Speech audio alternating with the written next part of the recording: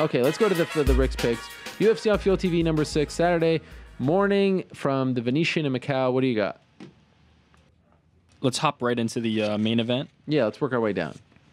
We got Rich Franklin coming in as the favorite at -310 and Kung Lee at +255. By the way, just to interrupt, that first event is November 20th. Thank you to Twitter for letting me know about that.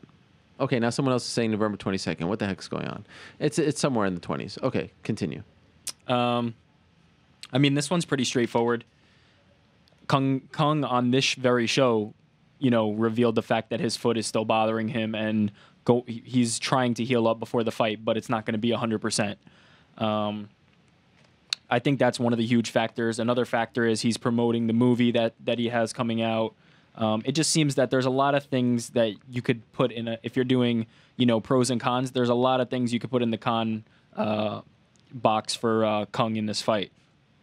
If everything was equal, let's say Kung wasn't injured and Rich also happened to be making a movie like an Ace Ventura sequel or something, then if everything was equal, I would say that this is a pretty close fight. I'd say that Rich and Kung would be almost a coin flip, just because Rich is a little more well-rounded, but Kung has more power. He's able to finish a fight more readily. But as I said, that's not the scenario. So my pick for this one is Franklin, and I'm pretty confident in it. So what's the line? The line is -310 for Franklin, +255 for Kung. Yeah. Not a great line, but Yeah. I think that you're pretty safe betting Rich on this one. So I wouldn't stay away, but I wouldn't go too heavy on it either. Yeah, I agree with that one. Our next one is Thiago Silva, who's the favorite at -360. Okay. And Stanislav Nedkov at +300. This one's also interesting. Another one that's influenced by injury, just because we don't know how Thiago Silva's back really has recovered so far. Yeah, that's a big question. It could still be a problem. I mean, it even went so far as he needed to take some, performance enhancers to get over that injury. So we don't really know what the situation is with that. Assuming he's perfectly healthy, I have the utmost confidence in Silva. I think that he takes this fight just by being a more aggressive, more diverse striker. Nedkov is a really powerful dude. The shots he put on Louise Kane were monster. They were huge. But he's kind of a little cautious, and he started out really stiff in that fight. So I'm picking Silva for this one, but I really don't like the line at all. I don't think that -360 is a great line, just because I don't know about his back. I don't know how Nedkov's going to do when Silva might try and take him down, because Silva, even though he's not a wrestler by trade, he likes to get people on the ground and use that vicious ground and pound. So we'll see how that goes, but I don't like this line very much. So I'd stay away from this one completely if I was, I think I may go with Nedkov. Well, at +300, it's not a terrible choice. I just think that Silva's going to win. But I'd say that this fight is closer than that line for sure. Yeah.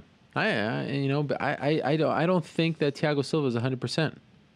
I can't say that he is. So and that's a big injury for a guy like that. A back injury like that didn't look all that great against Alexander Gustafsson last time he fought in April.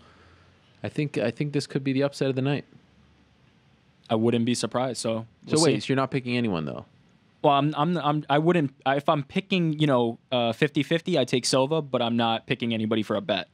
All right. So this doesn't go on record. No. The next one is Stun Gun, Young Kim, and Paulo Thiago. Yep. Kim is the favorite at -255, and Thiago is the underdog at 215. This is a really interesting one. Paulo Thiago is one of my favorites, actually, my personal favorites. He always brings it. He's always in close fights. He never really gets dominated. That said, I think that Kim is an elite welterweight. Outside of the knee that Carlos Condit landed, he's shown that he can hang with top level guys and kind of grind them out. He's also shown that his boxing has improved. His jab is pretty stiff, and he's got a good reach. So I think that it's just a bad matchup for Paulo Thiago. Kim has good stiff boxing. He's able to grind guys out, and those are the kind of things that Paulo Thiago has shown to be susceptible to. That said, Thiago's always going to be throwing submissions, always going to be looking to, finish, even though he's on the bottom. So I wouldn't be surprised if he catches something, but my pick for this one is Stun Gun Kim, for sure. Interesting. At minus 255, I think that's a pretty decent line on him. Yeah, I think so. Especially less travel time for him, right? Yeah, I think that's a good one.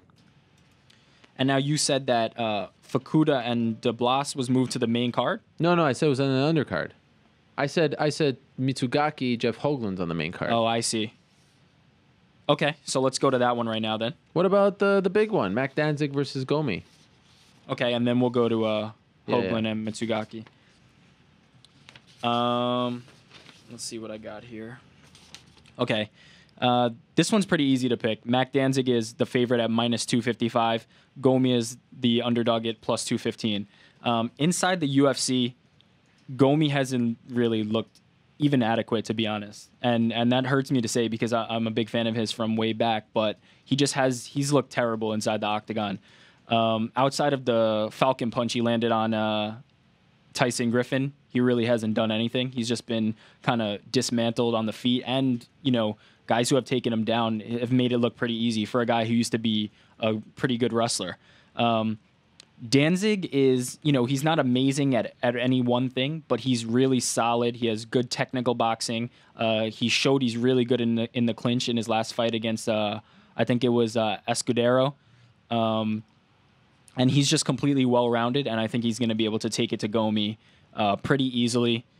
Don't look for a puncher's chance for Gomi on this one. Absolutely stay with Danzig. That's the right choice on this one. Even though Gomi got back on track in Japan. Yeah, but he even in that fight, he didn't look that great, honestly. Yeah, he didn't. You're right. That wasn't really the Gomi of old. He really hasn't looked like the Gomi of old. He had that one win against Tyson Griffin, right? Yeah. Where he knocked him out in a few seconds. That was his best performance in the UFC, but you're right. Second round, he won that fight against Mitsuoka, and if memory serves, it's been a while, it seems, since we saw that fight and since we last saw him fight, but I don't remember being impressed by that performance. Yeah, I completely agree. Danzig's the pick. But you know what? Interesting thing about Danzig, if you follow him on Twitter, he's been complaining a lot about the jet lag that he's been dealing with, coming from California all the way to Macau. So I wonder how that, that's no joke. That can really affect the guy's performance. So I wonder if we'll see the 100% real deal Mac Danzig on Saturday. Yeah, that's definitely a factor.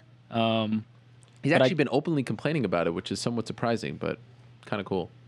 Yeah, I don't think it'll be enough, though. But I think that is a factor for sure. All right.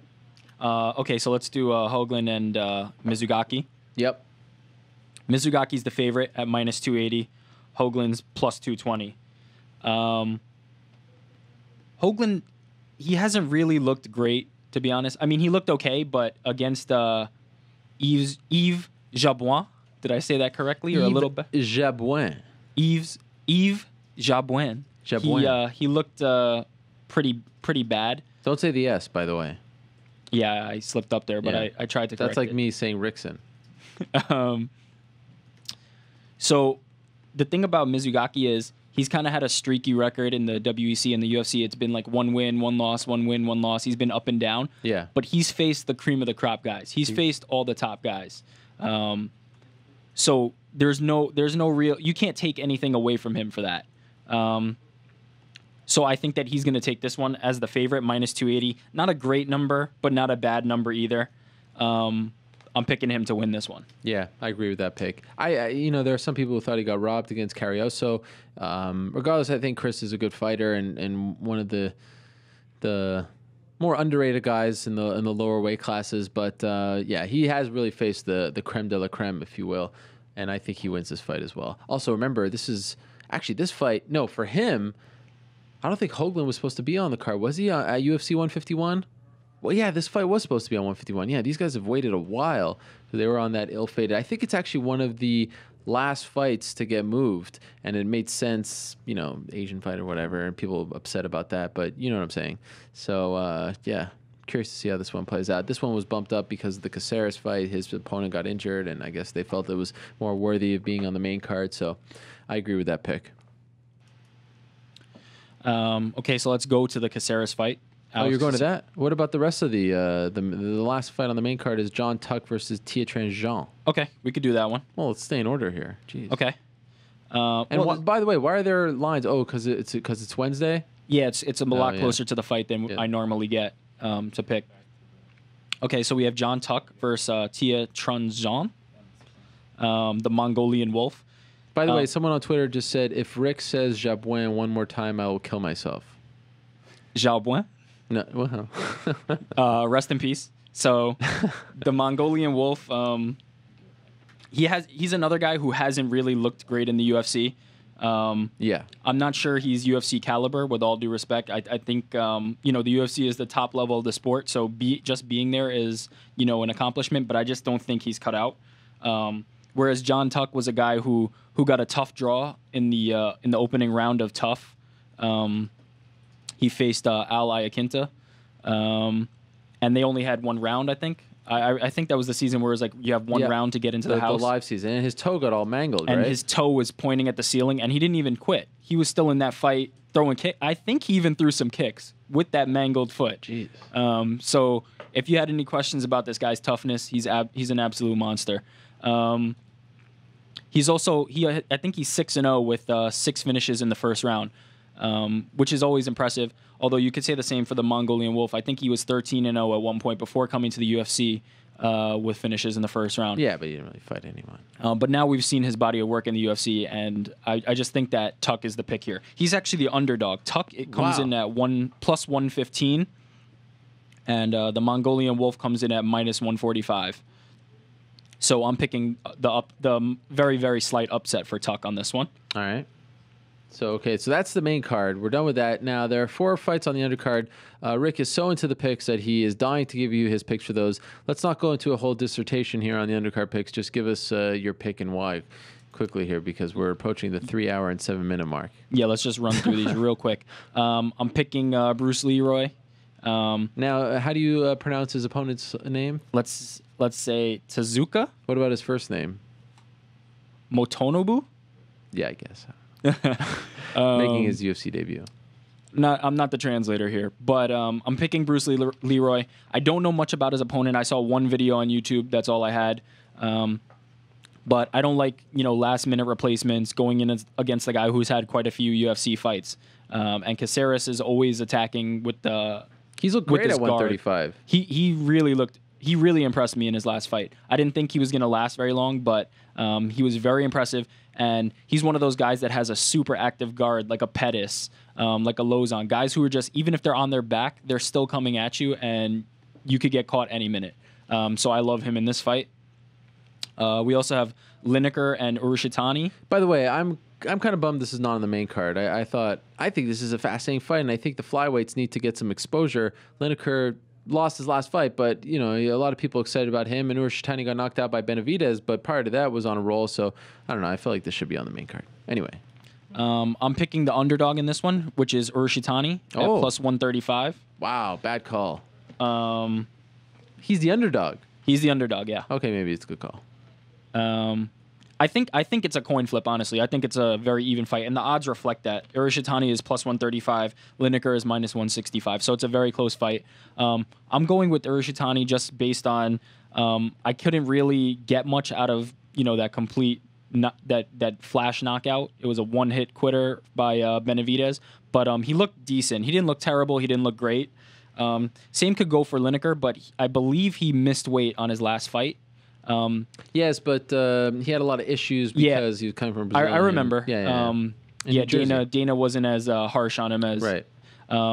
But even so, Urushitani's been fighting at this weight for a very long time. I think it's very natural for him, and I think he's going to look pretty good. So that's my pick, the underdog, Urushitani. Okay. Next, we have Fukuda and Tom DeBlas. Ricky Fukuda. Yes, Ricky Fukuda and Tom DeBlas. I got Fukuda in this one. He's the favorite, minus 280. DeBlas is plus 220. Fukuda, he's another one of those guys who's well-rounded. He doesn't wow you. He doesn't dazzle you, but he's super strong, has solid grappling, has decent hands. Nothing spectacular. But he trained at American Kickboxing Academy full time for this one, so I think that's also going to be a factor. That's a great camp. I think he's gonna prove something in this fight. Yeah, so he's my pick for this one. By the way, according to Best Fight Odds, and someone alerted me of this on Twitter, John Tuck is minus 200. The line must have moved. I got these last night. You think he went from an underdog to a favorite in the last? I know he did because I got these lines last night. That is weird. Action came in. Do you really think there's a lot of action on John Tuck? Well, I'm telling you to pick him, so people must be smart out there. That's true. Another guy said, by the way, Rick doesn't understand odds. It's impossible to pick favorites and win money long term. Nice kid, though, he says. What do you have to say about that? That's not true at all, but we could have that argument. Okay. I think we're on our last fight. Okay. Which is David Mitchell, and I'm not even going to try and pronounce this, so let's just call him his nickname Ace Lim. Okay. Hyun Gyo Lim. Yes, what he said. Yeah. Apparently, he's a super highly touted prospect out of a Korean top team. All the guys at that camp say that he's the best fighter there, and they've got some good guys there. So I've seen pictures of him, and he's humongous. He makes Stun Gun look kind of small. So I think that anybody fighting that big in the 170s is going to have a distinct advantage. He's got big, long arms. I think his reach is 79 inches or something like that. I don't know much about Mitchell, but I'm just picking Lim based on the physicality. The things I've seen of this guy, he looks to be pretty imposing. And by all the people who are in his camp, they say that he's the best guy there. So I'm going with Lim. He's the favorite at minus 165. Now, these lines are all from last night, so these might have changed. For example, Tuck is now the favorite by quite a bit, by 2-1. So smart action must have got in on Tuck overnight. Or people just listening to the show and betting right now and trying to capitalize on your Well, picks. I don't know if it moved that fast, but if they are, you're welcome. All right, so those are the picks. UFC on Fuel TV 6. So are we going on the record with all these picks, or are you just going main card here? Let's just do them all. You know what? I'll pick them all. All right. There it is. In total, 10 fights. He's picking them all. Well done, New York Rick. Good to have you back. Now, final thing we have to do, who is winning this prize? You forgot about that, didn't you? I did not forget about that. Okay. My two were, I liked the question about GSP Rory and them eventually fighting. Okay. I thought that was an interesting one. And I also liked the question about the tough competitors not being featured on the card. I thought those two were pretty good. What about you? Yeah, I do think both of them are good. What do you think? What does Buzzkill think? Who are you picking? Pick one. He's just shaking his head. You know what? Let's go with Rory. GSP Rory question. GSP Rory, he's fighting. He was on the conference call, the Fuel Show. That's where it came out. I started thinking about it. Let's go with that one. All right, congratulations. I'll DM you. Wow. There it is. Ultimate Fight Collection, courtesy of Anchor Bay. Thank you very much to all the people who asked us questions, who hit us up on Twitter. Really appreciate it. You are the proud owner of this, and I hope you enjoyed. And we have other DVDs and other great prizes from here to the end of the year, so do not fret. Keep asking the questions. Think of good ones, and we will hook you up. Isaac, you can hit it. 4:14 p.m. Eastern here, Wednesday afternoon in New York City. There's a storm a-brewing outside, but we, I think, have officially hit the longest show in MMA Hour history. And it was a fun one, and we appreciate you sticking around with us for all 3+ hours. There's the look outside. I just saw it on the stream. It was awesome. It is raining, it is pouring, and somewhere, my friends, there is an old man snoring. Right? Right. Well, I want to thank everyone for stopping by. Really appreciate it. First off, Dave Doyle, he joined us what felt like 9 hours ago, but it was actually 3 hours ago. Thank you very much to him for stopping by. War Machine, what a great story. Thank you very much to him, and congratulations on getting out, and good luck as you prepare for your Bellator debut. Matt Wyman, loved talking to Matt Wyman and his insight. Thought it was very honest, raw, real. Great having him on, and maybe one day he will join Twitter as well. And we appreciate Dana White, George St. Pierre, and Carlos Condit stopping by as well. Shannon Lee, that was fantastic stuff. Check her out on Twitter, twitter.com/Bruce Lee Legacy. And thank you very much to her and the people over at Movember and Roots to Fight for setting us up with that. Check them out on the Movember website. Donate, help out, grow a mustache, do your thing. It's all for a very, very good cause. Michael Bisping, thank you very much for being late and almost sabotaging our show. We appreciate it. Good luck. UFC on FX number 7 against Vitor Belfort. And finally, Frankie Edgar, you are doing such great work. Continue the great work over in Jersey Shore, and our hearts and prayers go out to everyone over there, and check out that MTV show on Thursday. Thank you so much for all your questions, comments, tweets, all that good stuff. We will see you on Monday, 1 p.m. Eastern, back to our normal time. We'll see you there. Peace. I'm out of here.